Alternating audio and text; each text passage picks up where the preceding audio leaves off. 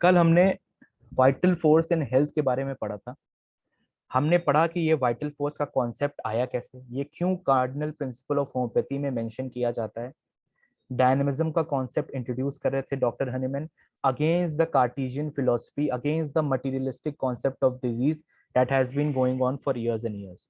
उसके खिलाफ उन्होंने एक डायनेमिक, एक होलिस्टिक कॉन्सेप्ट ऑफ डिजीज लाया था और उसमें इस वाइटल फोर्स को इंट्रोड्यूस किया था उन्होंने। हमने पढ़ा कि वाइटल फोर्स के ये 6 प्रकार के कैरेक्टरिस्टिक्स होते हैं: स्पिरिचुअल, ऑटोक्रेसी, डायनेमिस, ऑटोमेटिक, इममटीरियल, अनइंटेलिजेंट। और हमने बेसिक, सबसे बेसिक छोटे से अगर 4-5 शब्दों में बताया जाए तो क्या पढ़ा? एक वाइटल फोर्स है जो हमारी बॉडी में आके सारे normal functioning of our body करवा रही है, हमारी बॉडी को एनिमेट करके normal functioning of our body कराती है। और रीजन गिफ्टेड माइंड को ये बताने की जरूरत नहीं है कि this is for the higher purpose of our existence, that is reproduction and for the continuation of a species. ठीक है ना? अब ये बेसिक कॉन्सेप्ट तुम्हें अगर समझ में आ गया कि ये वाइटल फोर्स क्या कराती है हमारी बॉडी में आके, तो नेक्स्ट अफोरिज्म को समझने में तुम्हें एकदम वक्त नहीं लगेगा। नेक्स्ट अफोरिज्म क्या कहता है? Material organism without the vital force. अब पहले में हमने क्या पढ़ा? हम मटीरियल ऑर्गेनिज्म हैं, हम वो ह्यूमन बीइंग है जिनमें वाइटल फोर्स आके सारे फंक्शन करा रही है। अब अगर ये मटीरियल ऑर्गेनिज्म में वाइटल फोर्स नहीं होगी तो वो मटीरियल ऑर्गेनिज्म कैसे रिएक्ट करेगा? इसके बारे में हम अफोरिज्म 10 में पढ़ेंगे। The material organism without the vital force, याद रखना, without the vital force, vital force के बिना, is capable of no sensation, no function, no self preservation. कोई सेंसेशन प्रकट नहीं कर पाएंगे हम लोग, कोई फंक्शन परफॉर्म नहीं कर पाएंगे हम लोग, सेल्फ प्रिजर्वेशन जो हम करते हैं वो हम नहीं कर पाएंगे। इसी में फुटनोट पे आओ, जो वन मेंशनड है, नीचे फुटनोट पढ़ो इसी अफोरिज्म का। It is dead and only subject to the power of external physical world, it decays and is again resolve into its chemical constituents. आपका बॉडी स्ट्रक्चर अगर वाइटल फोर्स नहीं है तो it will decay to the natural constituents from which it has been formed. आपके अंदर कोई sensation, कोई function, कोई सेल्फ प्रिजर्वेशन की पावर नहीं रहेगी without the vital force. Vital force is the governing body that does all the function for you.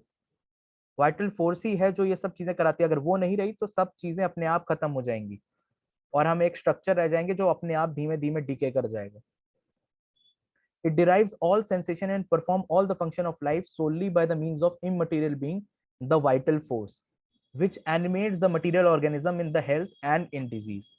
अब यहाँ पर क्या बोल रहे हैं? यही वाइटल फोर्स हेल्थ में भी एनिमेट करवाती है, यही वाइटल फोर्स डिजीज में भी एनिमेट करवाती है। एक वाइटल फोर्स है, हमारा वाइटल फोर्स का काम हमने पढ़ा, सेंसेशन, फंक्शन, सेल्फ प्रिजर्वेशन कराना। यही वाइटल फोर्स पे अगर कोई बाहर से अबनॉक्शियस एजेंट आके दिक्कत दे रहा है तो हमारी वाइटल फोर्स क्या करेगी? हमें गलत सेंसेशन फंक्शंस करवाएगी और हमें बाहरी सिम्टम्स एंड साइंस के जरिए दिखाएगी कि देखो कोई चीज है जो मुझे परेशान कर रही है। और ये हम देखेंगे किससे?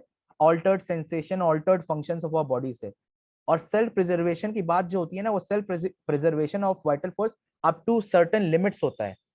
यहाँ पर सेल्फ प्रिजर्वेशन से ये मत मान लेना कि अगर सेल्फ प्रिजर्वेशन ही करवा देती वाइटल फोर्स तो हमें दवाइयों की जरूरत क्यों पड़ती, हम कभी बीमारी नहीं पड़ते। ऐसा नहीं है। एक लिमिट है वाइटल फोर्स की सेल्फ प्रिजर्वेशन की, अपने आप वो एक लिमिट तक सेल्फ प्रिजर्व कर सकती है। उसके बाद अगर कांस्टेंट कोई एजेंट बाहर से परेशान करता रहेगा तो it will get altered and it due to its alteration हमारे सेंसेशन फंक्शन ऑल्टर हो जाएंगे। क्यों? क्योंकि यही अल्टीमेट सोर्स है सारे फंक्शन और सेंसेशन कराने के लिए। इसी चीज को यहाँ पर वाइटल फोर्स में 6 एडिशन में सेकंड जहां वाइटल फोर्स मैंने मार्क किया है उसको वाइटल प्रिंसिपल लिखा है। कोई बताएगा इसके पीछे का रीजन क्या है?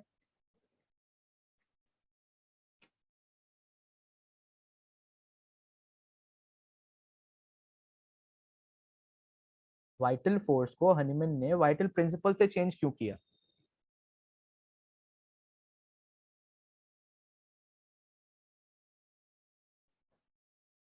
किसी ने कुछ इसके बारे में पढ़ा है? फोर्थ ईयर, थर्ड ईयर में से जो आए हैं उनमें से बताएं कोई।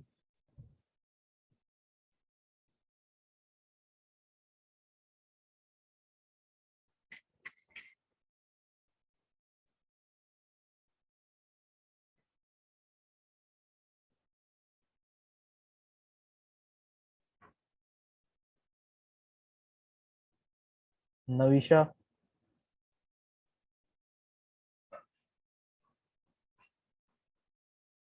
अगर हो तो फिर ये इसका जवाब दो कि वाइटल फोर्स को यहाँ पर सिक्स एडिशन में वाइटल प्रिंसिपल क्यों रखा है, इसका कोई रीजन है, कोई मीनिंग है इसका?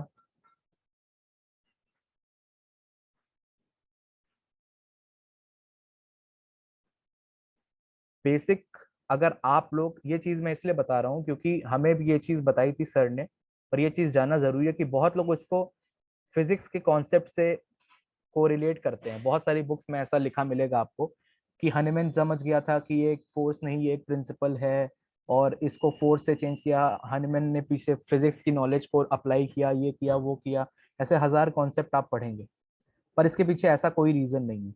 आगे आप और अफोरिज्म में पढ़ेंगे कि आगे हनीमैन ने वाइटल फोर्स की जगह, वाइटल प्रिंसिपल की जगह वाइटल एनर्जी का भी इस्तेमाल किया है।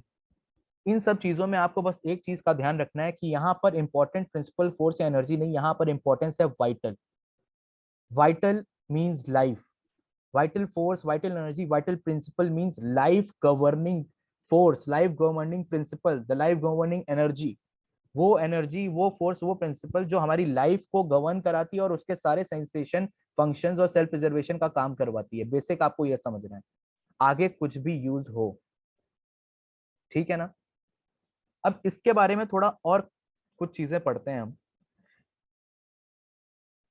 We do not observe life but only living beings. We can study the properties of a living organism and can it best differentiate them from those of non-living entities. हम कभी life को observe नहीं करते हैं, हम living beings को observe करते हैं।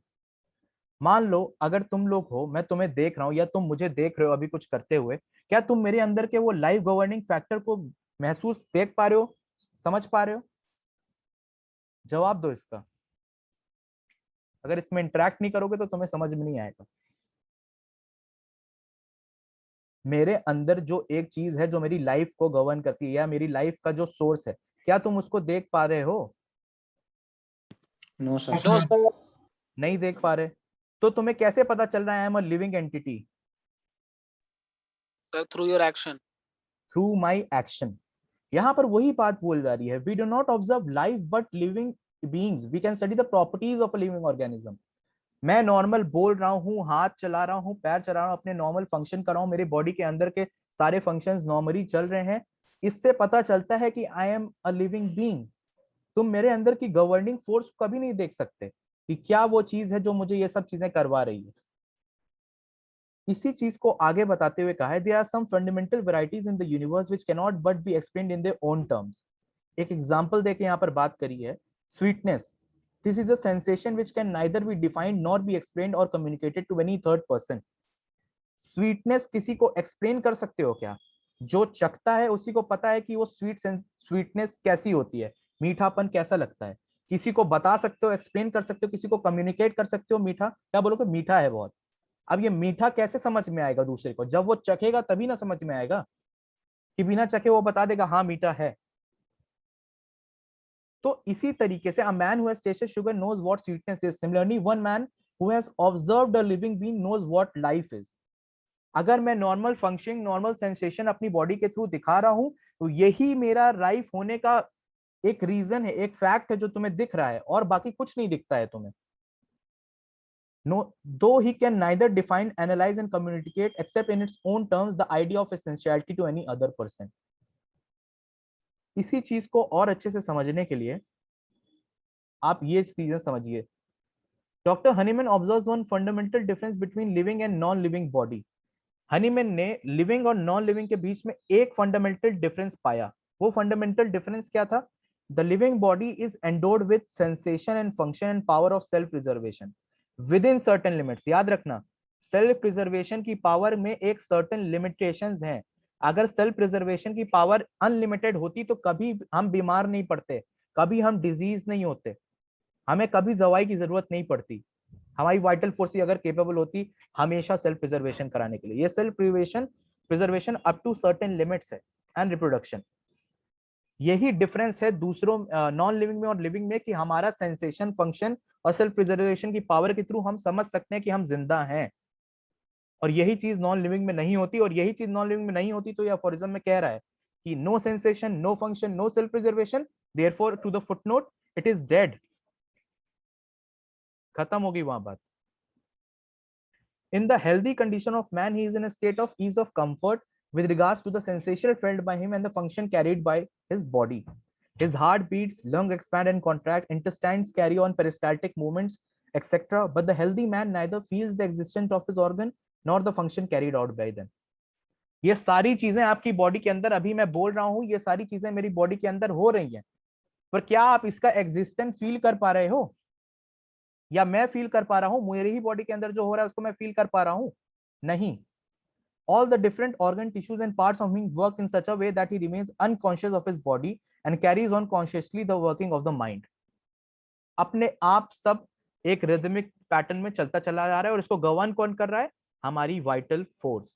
अगर इसी वाइटल फोर्स पे कोई ऑल्टरेशन आएगा तो मैं क्या होऊंगा? अब मान लो मेरी वाइटल फोर्स पे कोई डायनेमिक ऑब्स्ट्रक्शन आता है, बाहर से कोई इन्फ्लुएंस आता है, डायनेमिकली मेरी हेल्थ डिरेंज होती है, तो क्या होगा?